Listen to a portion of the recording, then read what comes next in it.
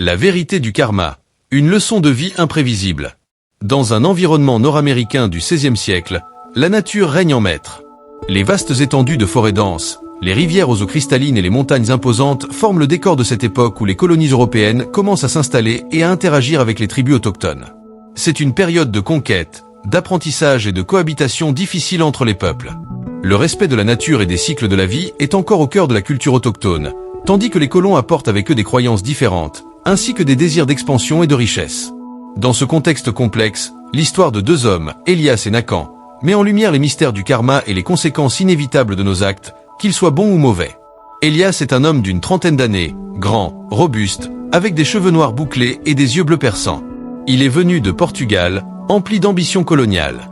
Comme beaucoup de colons de cette époque, il rêve de conquête, de richesse et de pouvoir. Il possède une attitude autoritaire et un tempérament impulsif, souvent emporté par son désir de réussite rapide. Elias est devenu chef de son village colonial grâce à sa ruse, mais au prix de nombreuses trahisons et manigances, y compris envers ses propres alliés. Nakan, en revanche, est un homme d'une quarantaine d'années, autochtone, originaire de la tribu des Wanda. Petit, mais puissant, il possède des traits marqués et une expression sage. Son visage, orné de peintures tribales et de cicatrices témoignant de son courage et de son passé, inspire respect et crainte. Nakan est connu pour sa maîtrise de la médecine traditionnelle et ses liens profonds avec les esprits de la nature. Son rôle au sein de sa tribu est celui d'un guérisseur, d'un sage. Contrairement à Elias, il est calme, réfléchi et met toujours les besoins de sa communauté avant ses propres intérêts. Les deux hommes n'ont rien en commun, mais leur destin s'entrelace d'une manière qui va les changer à jamais. L'histoire commence alors qu'Elias, fraîchement installé en Amérique du Nord, dirige une petite colonie européenne située près des terres de la tribu de Nakan. Au début, les interactions entre les colons et la tribu sont cordiales mais prudentes. Les Wanda partagent leurs connaissances sur les terres, les cycles de culture et la chasse, tandis que les colons apportent des outils métalliques et des connaissances en architecture. Cependant, Elias, avide de s'approprier plus de terres pour étendre son influence, commence à planifier un moyen de s'emparer des riches forêts et des rivières poissonneuses que possèdent les Wanda. Sa soif de pouvoir l'aveugle, et il voit les autochtones comme des obstacles à son ambition. Au sein de la tribu, Nakan observe les intentions des colons avec inquiétude. Il ressent que quelque chose de néfaste approche, comme un mauvais présage. Les signes que lui envoient les esprits de la nature sont clairs. La paix ne durera pas. Malgré les mises en garde de Nakan, certains membres de sa tribu continuent de commercer avec les colons, pensant que l'alliance apportera prospérité et protection. Mais Nakan reste méfiant, persuadé qu'un événement funeste est imminent. La tension monte lorsque, sans prévenir, Elias décide d'accélérer ses plans. Une nuit, il envoie des hommes de main attaquer un petit village Wenda près de la frontière des terres.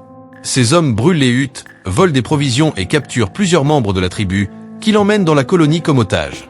Elias espère ainsi forcer la main aux Wanda pour leur céder des terres. Il se persuade que son action est justifiée et que, dans ce nouveau monde sauvage, seule la force et la ruse permettent de survivre. Lorsqu'il apprend la trahison d'Elias, Nakan est profondément bouleversé.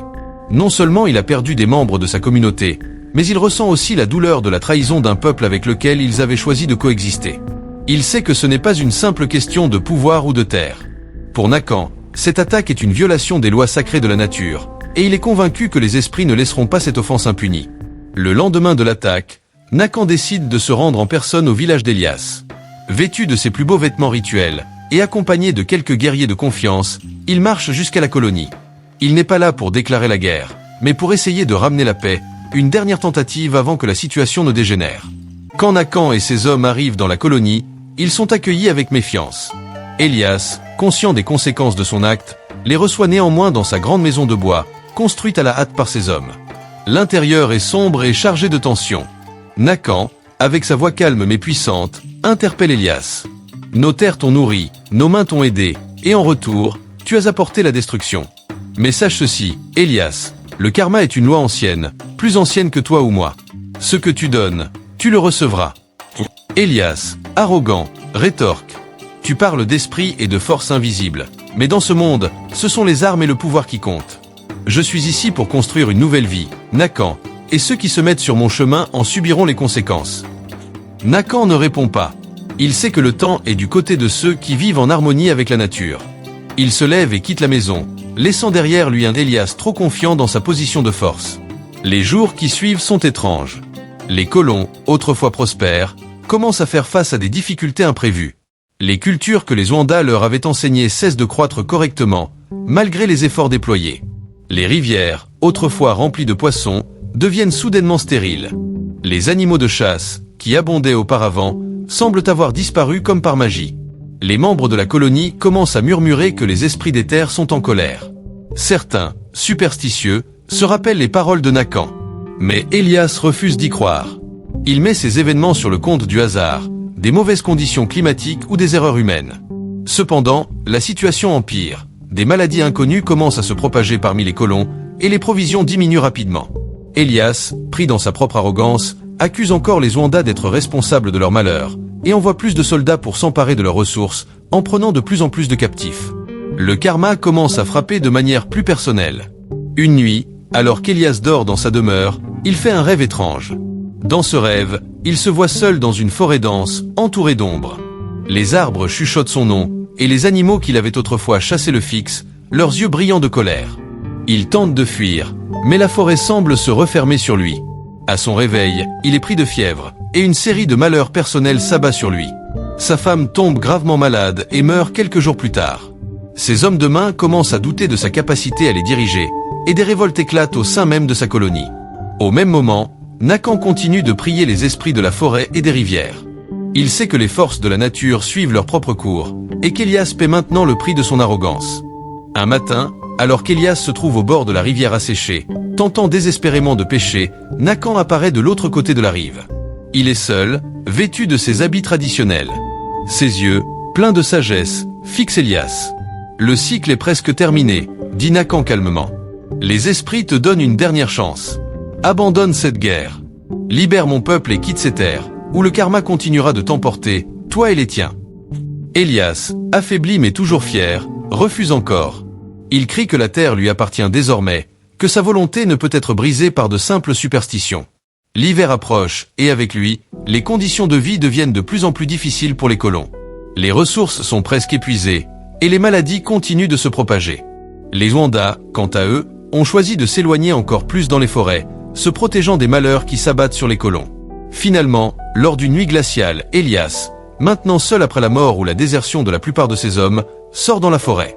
Il cherche désespérément de la nourriture ou une solution à sa situation, mais la nature est silencieuse. Seul le vent froid et les arbres immobiles l'entourent. Épuisé, Elias s'effondre près d'un grand chêne. Alors qu'il s'endort pour ne jamais se réveiller, il entend, dans ses derniers instants, les paroles de Nakan résonner dans sa tête. Le karma ne pardonne jamais, Elias. Ce que tu as semé, tu viens de le récolter. L'hiver a fait son œuvre, et Elias disparaît, emporté par sa propre avidité. Après la chute d'Elias, les quelques survivants de sa colonie finissent par quitter la région, laissant derrière eux les terres qu'il avait tenté de s'approprier. Les Zwanda récupèrent leurs terres, et la nature reprend ses droits. Nakan continue de servir sa tribu, conscient que le cycle de la vie et du karma est un processus éternel. À travers cette histoire, les membres de la tribu apprennent une précieuse leçon. La véritable puissance réside dans l'harmonie avec la nature et le respect des autres, et non dans la domination ou la conquête. Le karma, dans sa sagesse, n'a besoin ni d'armes ni de violence pour rétablir l'équilibre. C'est une force inévitable, qui frappe lorsque l'on s'y attend le moins, et qui rappelle que, peu importe qui l'on est, nos actes nous reviennent toujours, d'une manière ou d'une autre. Chaque action que nous posons dans la vie, qu'elle soit empreinte de bonté ou de malice, finit toujours par trouver un écho. Le karma est une force invisible mais implacable.